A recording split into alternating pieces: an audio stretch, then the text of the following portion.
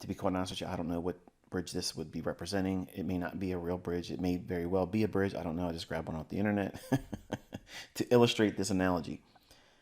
So if we were to assume that you and I had just met, and I'm trying to convey the idea that what we're looking for as a technician, as a trader, a price action trader, we're looking for an opportunity where price is right now at the market and where it will likely be at a later time. Now, that later time is not imperative to know at the moment right now because this is a casual conversation. But the idea is that we think that price is going to be from where it is right now to another price, higher or lower. Now, in terms of discussing this with the analogy of a bridge, obviously you would come to the conclusion that if you were on the left hand side of the bridge and you were wanting to go to the right hand side of the bridge from this perspective, the beginning of the move, the origin, or wherever the market price is right now, that is the inception of the move. And where you're trying to get to the other side of that bridge, or where price is likely to go to in the future based on your assumptions and your analysis, bias, that's terminus, where that ends. Now, in between both sides of this bridge, moving left to right, there's a lot of things that take place on that bridge. Vice versa, if you're on the right hand side of the bridge and you're trying to go to the left hand side, the right hand side would be the origin of where the market is right now, or the inception of the price move that you're trying to capitalize on, and moving to the left side of the bridge. That would be where terminus resides, or the end of the move. Now, obviously, much like this bridge would represent here, if you were on either side and got to the other side of the bridge, it doesn't mean it's the end. Obviously, the road would continue into another direction and maybe branch off in other directions, much like the market would as well. But we're only looking for a snapshot in price action, a right now moment, something to capitalize on where we can frame it with this logic in mind. Now, perhaps you've had the pleasure of sitting in traffic on a bridge. I have had the unfortunate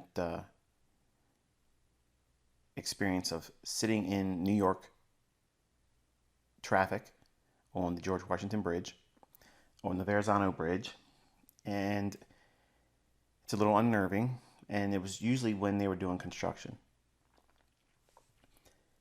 When you're on these bridges, and I know some of you are like, get to the point.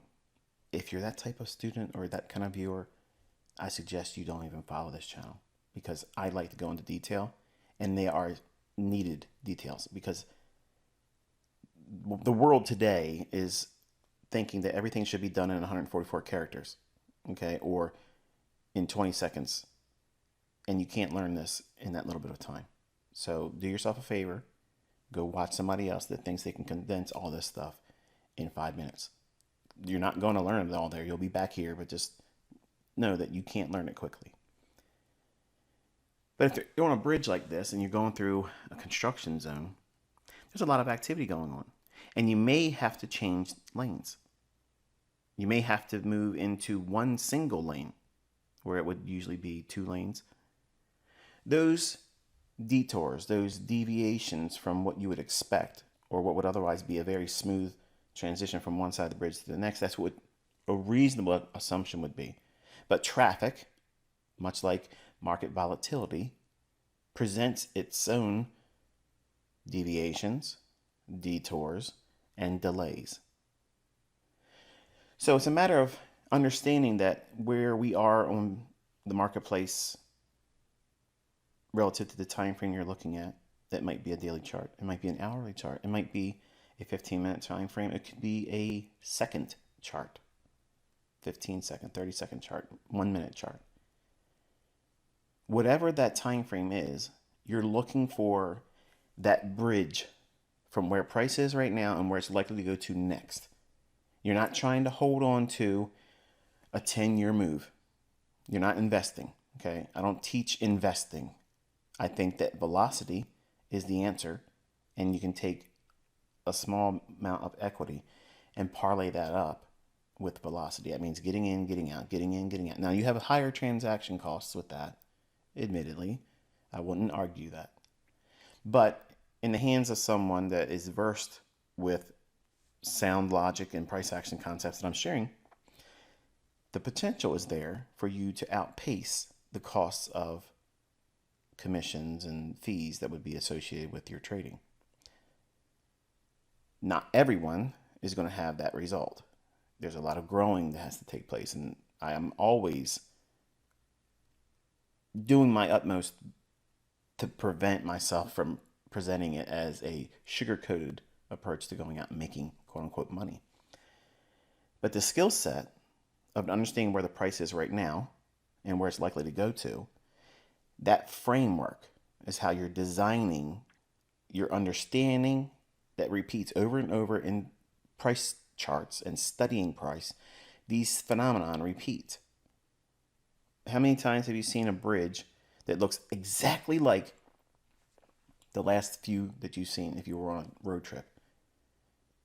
They don't really look alike, but they do the same thing. They bridge one point to the other. They look similar in some ways, but they're not identical. Just like every time you get into a trade, it's going to look familiar. This is where price is. It's probably going to reach to that pool of liquidity above an old high or below an old low.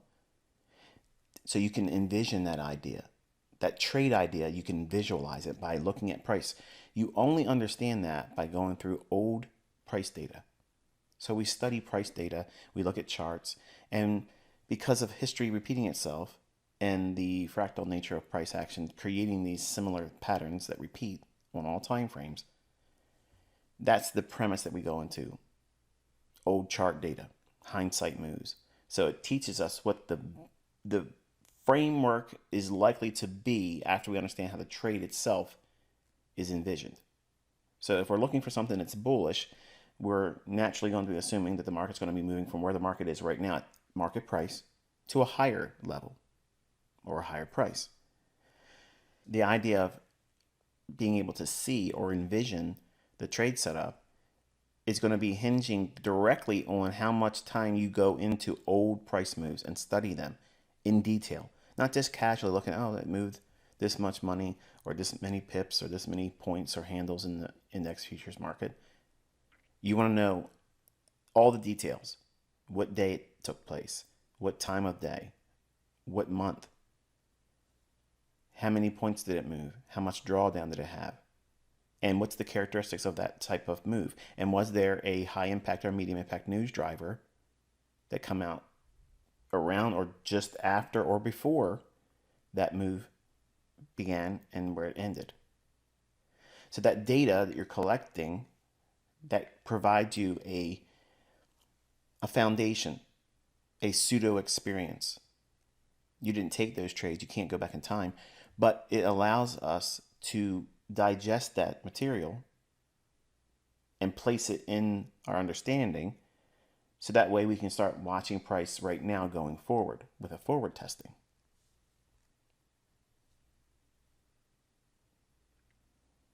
Now, when we're looking at price data, there are things in price that you've learned from me here that are inefficient. Now, inefficiencies, if we're going to be using the analogy with the bridge, a bridge is not built from both sides at the same time without the same plan. Otherwise, you'll get results like this, where they won't meet in the middle. But the market many times creates this very situation just like this. This, to me, very closely represents a gap, a volume imbalance, or a fair value gap. Those three things, I can see that in this quote-unquote analogy in a improperly built bridge. Now, they both have a origin or inception of the move, whether it be the right hand or the left hand side of the bridge. And the opposite would be terminus, where the move that you think would be likely completed, the target, or draw on liquidity. Now, you might not understand inefficiency in price. I'm going to cover a lot about that very thing tonight, but it's still only scratching the surface. It's a very deep subject, and I promise you it goes much further than what would be understood as a commonly referred to as liquidity void.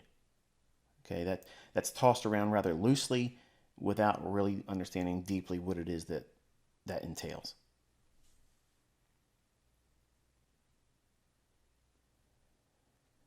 Now, sometimes when there's a gap in price, the market itself, the algorithm, will return back to those areas and revisit them. Now, that might be a fair value gap. It might be an actual gap where there's a session ending and a session opening. For instance, we're trading the index futures market. They close at 5 p.m. in the evening time in New York time, and then they reopen at 6 o'clock. So there's an hour lag where there's no trading. That creates opening gaps sometimes. So that's a real gap. Sometimes intraday, you may get a gap because of news or some unannounced geopolitical event, and that creates a real void in liquidity. That means there is an absence of any trading. Okay, the word void, when it's associated with liquidity, implies that there's absolutely no trading there at all. When we have a fair value gap or a volume imbalance, there's a specific void of a specific type of liquidity. And I'll touch on that when we get further in the lesson. But when we have an actual gap, when there is no trading, that's usually seen with session opening and closing, or weekly openings, where there's a gap between where it closed on Friday and where it opens on Sunday. So that weekend gap, or we commonly refer to as a Sunday gap opening, many times that is formed because there's a imbalance created at that opening. That imbalance or inefficiency creates an actual gap where there is a real liquidity void. There's an absence of both buy side and sell side. No trading took place at all. So the market likes to draw back into those areas and use them as a means of recapitalizing and finding fair value, and then it can continue on in the direction it gapped, or it can trade beyond the gap and come back and treat it as a support or resistance. So we have efficiencies in price when the market returns back to these inefficient price points, that being the gap, the fair value gap, or the volume imbalance. So when I'm looking at price, the first thing I'm looking for is where is it likely to go? What's the draw on liquidity? Because if I can understand that, then I know I have framework for a trade idea. I can build a bridge from where market price is right now to that draw on liquidity. Now, here's the wonderful thing. And this is what many of the new students that come to my fold find themselves stuck in. They think that the draw on liquidity must be traded to, or it's a failure. So it's a all in and collect everything at the target, or failure. Because they've listened to other people claiming to be a mentor, claiming to be a profitable trader, claiming to be 20 years in the business, or whatever it is that they say. And they give terrible advice about how you cannot do well by opening yourself up to a measure of risk, and then as the trade moves in your favor, take partials along the way, because the assumption is that your trade is a losing trade. So therefore, you're going to get the maximum loss. I have lessons on how we can mitigate some of that. Not all the time. I mean, there's times where I get a full stop out, and it happens, folks. It's going to happen to you too. But the things I teach in terms of characteristics and price action, those things will many times tip you off before the market really does the majority of the damage that would be available to the stop loss being hit. In other words, if you open up a trade, whatever that maximum stop loss is at the time of entry, we don't keep it there. And it's not going to stay the same measure of risk through the life of the trade, especially if it starts moving in a direction where it allows us to take partials. Because every time you take partials, you're building your bottom line and you're reducing the open risk in that specific trade. So when new traders come to me, many times their mindset is fixated on how much they can make, when I want you to focus on how much risk is there, how to control that risk, manage the risk, and if you can do that well, money can deposit into your account as a default. Now, it doesn't mean it happens by magic. You have to understand how to manage a trade. You have to be able to pick the right direction. You have to be able to time the trade. All those factors come in, and I teach all that on this channel for free. But new students come to me, and they come in with really bad habits or expectations, and grossly unrealistic expectations. They want to be able to take a $100 account and turn it into $5,000 in a month. I'm not promising you're going to be able to do that in the first month learning here. Okay, so don't ever think that's not likely to happen here. Now, can you do something like that with years of experience based on the things I'm teaching? I believe yes, but it's going to take a lot of work. I don't want to give those types of expectations out, but I want to remind you and ground you right away, especially if you're new. These types of ideas, like I mentioned in the title, that this is a bridge builder. This helps you understand what it is that you're trying to do with the information that I teach on this channel. So when we see price return back into these gaps, into these volume imbalances and or fair value gap, that creates efficiency in the delivery of price. Then the market is more free to move in the direction it was going in prior to returning to the inefficiency. So the market's always going to seek fair value, efficiency, and yield. Think about what I just said now. It's always going to seek efficiency. That means it's going to go back and redeliver. What does that mean? Price will go back up to an area where there is an inefficiency. That is a redelivery. That is not price being rebalanced. That's a misnomer. And this is not a knock against Mr. Chris Laurie, but I've never liked his definition of that being rebalanced. That's not rebalance, that's redelivery. And I'll show you exactly what rebalancing in price is. When there is a gap in the form of a fair value gap or volume imbalance, when price goes back up into that or down into that in deference to when it's bullish, it returns back to that area and reprices to it. And it allows inefficiency in market price delivery. Now, once that happens, that may or may not be a trade. It may be a reason for you to trust that the trade that you're in should move in your direction now. I many times use it as a way of pyramiding. So in other words, I went in with, say, 8 contracts on the S&P. I'll go in and add 4 more at a period of where the market goes back to an old inefficiency, and then when it does that and reprices to it, now it becomes efficient. Then the market is allowed to be delivered in the direction, hopefully, in my trade. So if I see that as an opportunity, I can pyramid and build my position larger. And every time it does these types of things, I can build a larger position and therefore make more money in the trade. Now, if I'm wrong, it just means that I'm assuming more risk and I have to manage it a little bit differently. But larger positions obviously bring with it larger risk. And that obviously requires more experience. And if you're new, you don't have that yet. And just because you watch my videos, it does not mean that you can do it too. You have to do a lot of studying, a lot of practicing, and it's a skill set that is derived from doing a lot of things that are going to feel counterproductive. But it's like anything else that's worth doing. If you want to be a doctor, you want to be a fighter jet pilot, you want to be an airplane pilot, these things require a great deal of study and practice and case studies and just honing that craft. And this is extremely technical, and you have the problem of your personality and your impatience standing in your way. But when you have these specific things in price, looking at it over time, you'll be able to push those bad habits, those character flaws that is existing in every one of us. I have character flaws. I'm bipolar. And all these things, and I'm a perfectionist on top of it. So I have a lot of things that go against me that I have to wrestle with. You're going to have your own things too.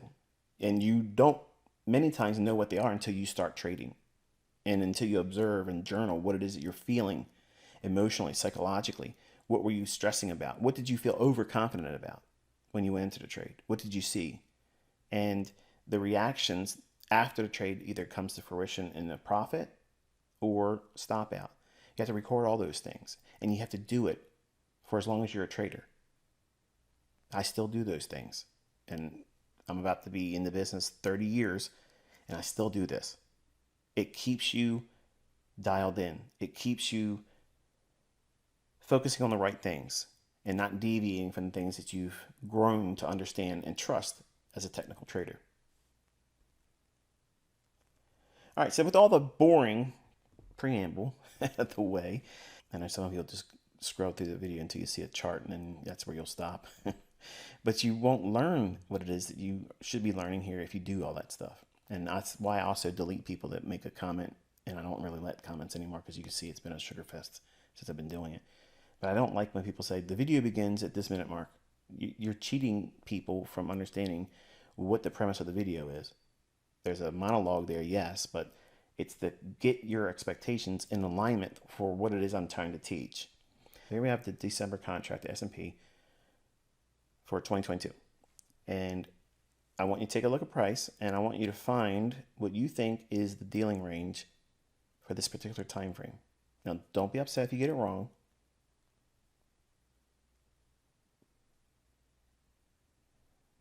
Okay, you see that high right there? Why am I picking that high? We had a low that was broken. We came back up into balance. This low to this high, that is a fair value gap. This is a volume imbalance. There's two of them here. Price trades up into that, and then it's allowed to go lower.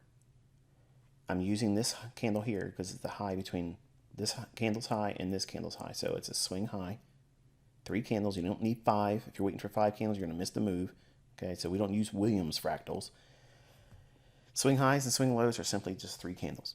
Okay, 1 candle in the middle, lower high to the left, lower high to the right. That's a swing high. A candle in the middle with a higher low to the left and a higher low to the right is a swing low. Very simple. Now, the dealing range low is down here. Now, why? Because we had the market trade multiple times lower, and we went into a higher time frame area where we mentioned that it was likely to have a bounce. And I'm going to refer you back into Twitter, and around this time you'll know that we were expecting some bit of a bounce. Eventually, the market on this particular day had a up close, and we were likely to see this high taken out. Draw on liquidity is the here, and should it trade higher to at least equilibrium to this high and that low, and the way you find that is to simply put a Fibonacci retracement from here to here and post it with the 50% level. So we want to see price try to gravitate back to 50%, which is equilibrium, and or preferably higher. That would take us into this volume imbalance right in here. Okay, so the volume imbalance is where there's a body in one candle and a wick that closes or bridges the gap that would otherwise be there if this wick didn't exist and this wick didn't exist, and they just had this candle's body and this candle's body, there'd be a gap there. Well, because there's a wick here and here, this is a volume imbalance. That's inefficiency. So the market will go back algorithmically back to this area. So we note that here, and that is a premium array. From high to low, half that move was about right here, and it's above 50%. So this is definitely a premium level. So it's going to be a draw on liquidity. So the next day, you would be expecting price to likely trade at least to this high and through it. And if it continues the very next day or the next day or along the course of the week, you would try to see if it's going to trade up into this area here, and then maybe reach into this fair value gap there between this candle's low and this candle's high. So what this is noting is internal range liquidity. What does that mean? From this high to that low, I don't need this to trade above this high to find a trade. So if it's going to draw back up into this area here, this is internal range liquidity. It's going to run up into this area, and it's going to act as the terminus from the move from here that I don't necessarily have to be a part of, but at this candle's close, before 6 o'clock on the next trading day when it opens up again, I know that I'm likely to do what? Draw at least to this level here, that's near term, and then here. It's going to reprice back to that level. Why? Because we've already seen multiple times go lower, and this candle has really shown a willingness to want to reverse. We don't know that yet. We want to see how it opens the next day. So from this low to here, this is how we're building a bridge. From this low to here, that is a bridge. Thinking of it like an analogy. This is where the market is, and where it opens, it's going to move to this level here. Now, it may take more than one candle or more than one day, but that's the logic. So here is the inception of the move, and terminus would be here while it's bullish. But when it gets to this level, then I'm going to look for evidence that it's likely to do what? Reverse. Why? Because the market's bearish. There's nothing bullish about stocks right now. Okay, so all this is going to be is a small little bounce, which is kind of like what I was building up as we were dropping down. It's likely to build a bounce in the marketplace. And that doesn't mean creating a low or a bottom. It just means it's going to reverse short term, run some stops, return to fair value. Not that this is a fair value gap, but this is fair value if it goes back up into here. And it's inside the range from this high to that low. I do not need to see this high taken out to find a trade or frame a trade. And when it gets here, I'm already expecting the likelihood of maybe trading up to here, but then I want to see the long-term trend resume, because seasonally speaking, the tendency is for the market still to continue lower. And nothing right now is bullish in stocks. It's horrendous right now. So the likelihood of lower prices is favorable, but I have to submit myself to the likelihood that the market can go up to this area here that's in orange, because this imbalance here in the form of a volume imbalance. There was trading. You can see it with the wick here and the wick here. But the bodies of the candles, I like to see them overlapping. Like this body here and here, it overlapped a little bit. Small little volume imbalance in here between the separation of that candle's close and that candle's opening. See that? That's a volume imbalance. And this is pretty much flush. I wouldn't look at that as a volume imbalance. But you see how this overlaps a little bit like that? And that meets it also here. So there's an understanding in how price is delivered when you look at price like this, not look at Steve Nielsen's textbook of supposed candlestick patterns. I have no faith in that, and I'm not trying to be disrespectful, but the market doesn't work like that, folks. Okay, it doesn't do that. It's doing what I'm showing you here. It's going to these areas of inefficiency and fair value, and it's seeking liquidity, period. Okay, so if we know that this is likely to occur, we submit ourselves to that idea. So what does that mean the next day's bias would be? Bullish. Once it gets to this level, I'm thinking longer term that it should trade below this low, make a lower low. And this would be external range liquidity. But that's outside the scope here. I want you to understand that we can work inside dealing ranges and never see those ranges broken and still find profitability. So what am I saying here? Once it gets to this area here, I can build another bridge, theoretically in my mind, that once price gets to this level here, market price would be in this range, right? Assuming that once it gets there, then I could frame the logic that we could see it trade lower. We could trade down to this bullish order block, and that would be a trade in itself. So from here, this would be what? The inception of the move to terminus. And it doesn't need to take out that low. This is very powerful, folks, if you really put some thought behind it, because 90% of retail traders are doing some kind of breakout strategy. This is not breakout. This is working inside of a dealing range, navigating an old range of data, not needing it to go out to new highs or lower lows. It's just working inside of an old range. The old range being this low and then high. So you can see once we got up here, the very next day, it's bullish. It opened, traded down, returned back to that candle's body or close. Created what? A volume imbalance. We'll leave that outside the discussion for now because I've already mentioned it in Twitter.